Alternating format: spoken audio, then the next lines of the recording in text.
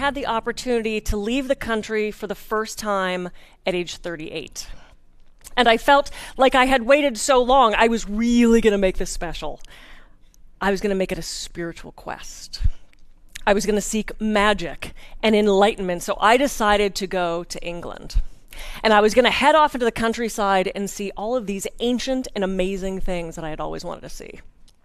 So I made the arrangements for my trip, and I was going to spend a couple days in London, and then I was going to head off into the countryside. But the only way for me to do that was to rent a car. So I did. So I drove for my first time out of the country on the wrong side of the road, on the wrong side of the car, and they decided to give me a brand new Audi because they thought the American girl would like it. I begged for something I could trash. They gave me the Audi anyway. My first stop, Stonehenge. I stood there and I soaked in that history and that mystery and the awe, wondering who put it there and why. Then I went to Woodhenge. Do you know there's a Woodhenge? It's right up the street. And then I went to Avebury, which the entire town is a henge. And I walked amongst those stones, and I was in heaven. And then I went to Bath, because that Roman influence was also so cool to me. And then I went to a little town called Stanton Drew. There's nothing there, but in this guy's backyard, there's a henge. And you put a couple coins in this box, and I walked through cows and sheep, and I stood in this henge with my arms aloft, expecting something magical to happen. But I was getting late for my ultimate goal, Glastonbury, the Tor, ancient Avalon. And I had planned on standing there at sunset, again, arms aloft, waiting to get sucked into some magical and ancient place. So I left Stanton Drew, and I drove along, and I have to say I was higher than I've ever been, getting to see all of these amazing things that I always dreamt of. I was listening to music. I was ecstatic. I was waiting for the sunset on the Tor, and I came around a blind curve, and there was a truck in my lane. And I swerved to avoid the truck, and the tire of the Audi hit the curb and blew. It not only blew, I bent the rim of the brand new Audi, and I was pissed. And in that moment, I went from my highest high to my lowest low as I realized I was stuck there, and this truck didn't even stop, and my trip was interrupted, and I'm an only child. So if my plans are interrupted, this is an exceptionally bad thing. I see the only children nodding their head. I was furious. But I realized I had to pull it together enough to call AAA. Well, their version, which is AA. So I called, and the driver explained it could be up to 2 hours before. 2 hours? I'm going to miss the sunset, and this was my vacation. This is so unfair. And I wanted to call the States, but my global cell phone was $5 a minute, and I didn't have that kind of budget. Because I wanted someone to complain to. This was horribly unfair. My first time out of the country, and it was ruined. And I realized I had to pull it together again, and I called the woman who owned the bed and breakfast to let her know that I was going to be really late. So I called her and I said, "Michou, it's Kathy Gruver. I'm on my way, but I'm delayed because the stupid truck came around the corner and it ran me off the road. And, it didn't even stop. And so I'm stuck here, and I don't know when I'm..." And she interrupted me, and she said, "Are you safe?" Am I safe? I don't know if I'm safe, I guess. I don't know. I'm sitting here on the side of the road. People aren't even stopping to see if I'm all right. And so I'm stuck here, so, I guess I don't know. And she interrupted me again. And she said, "Are you looking at something pretty?" What? Am I looking at what is wrong with you people? Am I looking at something pretty? I don't know if I'm looking at something pretty. I'm just stuck here on the side of the road. And she interrupted me for a third time and said, "Well, you'll sit. You'll wait. You look at something pretty. You get here when you get here." And the bitch hung up on me. This did not help my mood or my outlook of this entire situation. And I literally started to do the math of, what time is it in California? Can I call a friend? And I realized, well, okay, I don't know how long this is going to take. She's right. So I turned behind me, and there was this hillside with this grass and little shrubbery.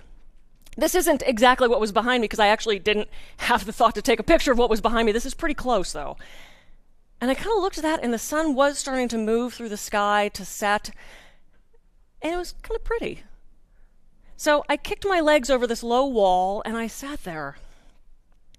And as I sat there, the sun started to lower and it changed the colors of the hillside, and it went from this green into this golden amber color. And there were sheep and there were cows. And every once in a while the wind would blow and I would catch this smell of this sweet grass. And then the wind would shift again and I could hear the cows and the sheep as they enjoyed this sunset with me. And I don't know how long I sat there, half hour. And finally the tow truck driver came and we changed the tire and I headed on my way. And I was maybe 45 minutes behind schedule. It wasn't earth-shattering, but I did miss the sunset that night on the tour. But that's okay, because I grew to realize that my spiritual quest, the lesson in this for me, the magical thing, was not standing on top of a hill with my arms up hoping to get sucked into some ancient land. It was this woman who basically told me to sit there and shut up, but to change my focus. And that's the first life lesson in this talk, is these 3 little words of change your focus. Because there's always going to be something bad that happens. There's always going to be something that interrupts what we think our future is. The magic are those 3 little words of change your focus. Could I change the truck hit? No. Can I change that the tow truck driver was going to take how long he took? No. But I can change my focus. And that lesson has resonated with me for almost 10 years. And I share that when I do my talks and when I do my writing and when I teach people truly how to meditate.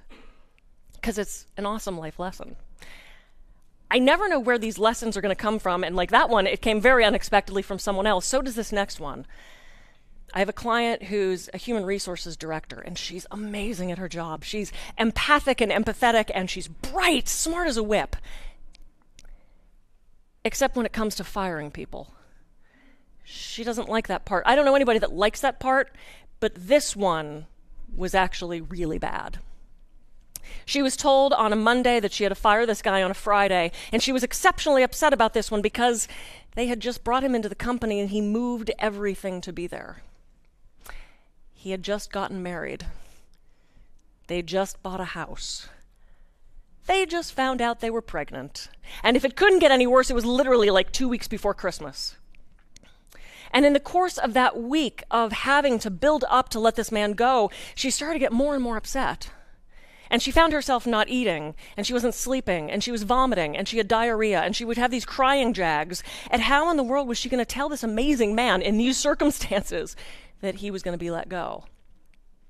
And so that Friday afternoon came, and she sat with him in the conference room, and tears were starting to well up in her eyes, and she finally took a big breath and ripped off the proverbial Band-Aid and simply went, "I'm so sorry, we have to let you go." And she started sobbing. And the man stared at her for the longest time, and he finally took a big intake of breath and said, "Oh, thank God, I wanted to quit but wasn't sure how. I found another job." She drove herself crazy for a week with the what if. Haven't we all done that? Up in the middle of the night wondering what if. To quote Thich Nhat Hanh, why suffer twice? Why are we worrying now about these things that we won't even know if they're coming? We don't know. We can't predict the outcome. We can't see around that corner. If we could, I maybe would have seen the truck and I wouldn't have ended up in my first lesson. This why suffer twice goes hand in hand with the change your focus, because really it's all about being in the now. It's being about being here. Because here there's no stress. It's behind us in things we're thinking about, and in front of us in things we're worried about in the future that may or may not even come. Change your focus, and why suffer twice? The third lesson is all my own. It's the 3 little words, go for it. That was my motto in high school. I don't know why. I don't know why I picked it. I don't know where it came from. But now that I've matured into an adult, I realize, wow, yeah, it actually does fit me. I've been spelunking and rappelling, ziplining, parasailing, paragliding, skydiving, scuba diving, snorkeling. I've swum with sharks, I've swum with dolphins. I've been whitewater rafting where I've gone over a 15-foot waterfall twice. I jumped off a 20-foot cliff into very icy water. I kind of regret that one. And I've been race car driving. So when I said to my friends, I'm going to start to flying trapeze, they said, of course you are. There's so many things that are cool about flying trapeze. And I actually thought it would be this one-off thing. You know, I thought I'd do it once and be like, oh, okay, I did that. That was fun. No, totally addicted. Because trapeze is, well, it's a couple lessons, one of which is it does illustrate that go for it thing. I hear so many people talking about these things they want to do that they don't. They want to write a book. They want to go back to school. They want to go to England. They want to do these things, and they don't. And they write this bucket list, and they shove it in a drawer, and they don't see it again until they're 80 or they're terminal, and then they look at it and go, I guess I'm not getting to Albuquerque. Why are we waiting? And granted, some things have to wait. Some things you do need time and money for. My trip around the world, it's going to have to wait a little bit. But if it's something you can do, why are you not doing it? What are you waiting for? Because as much as we have to stay in the now, we've got to plan for the then. And so trapeze is that thing for me. It's that I always wanted to try it. I can. Go for it. The other thing that's so cool about trapeze is it's a parallel for life. There's this thing you have to do, and it's kind of scary, but it's kind of exciting, and you look up at that trapeze rig and go, oh, I don't know. And then you get to that 30-foot ladder, and you look up and you think, man, that looks really high. I don't know if I can do that. And you start to climb, and you get halfway up, and you realize you're not as in good a shape as you thought you were. But you move on, and you keep doing it, and you get to the top, and the view up there is amazing. And you stand at the edge of that very small platform, and they hand you a bar, and it's kind of heavy, and it starts to pull you out, but you have the strength and the perseverance to wait till just the right moment when they say, ready, you bend your knees, and hep, you leap off that board. And you fly through the air, and you get caught because there's someone there for you. There's someone there for you. There's always someone there for you. And you know what? If they happen to miss you, you fall into the net. Because there's also always a net. Sometimes we don't know the net is there, but we land it and go, oh God, thank God that was there. It's this mindfulness practice of being in the here and the now and enjoying it. Because frankly, with trapeze, if you're not in the here and now, if you're not focused and present, you're not only going to mess up your trick, you're probably going to get hurt, and I've done that twice. It's been a very hard lesson for me on that one. But it's about seeking out these opportunities and grabbing life by the horns and doing it. I have the privilege of traveling around the world, and when I do, I want to experience that culture, and I want to experience that food and that environment. I was just in South Africa, and I went to a very traditional South African restaurant, and I had warthog carpaccio. And the waiter thought I was nuts. What's with this white chick from the States ordering warthog carpaccio? And I looked at him and I said, you know what, when am I ever going to get this again? And you know what, if I don't like it, I don't have to finish it. But I want to know I tried it. So to me, life is actually pretty simple. It's about these 3 sets of 3 words, these 9 little words of change your focus, why suffer twice, and go for it. Because whether you get on a plane and you fly around the world, or you climb that 30-foot ladder and you fly on me with a trapeze, no matter what you do, you're going to soar. Thank you.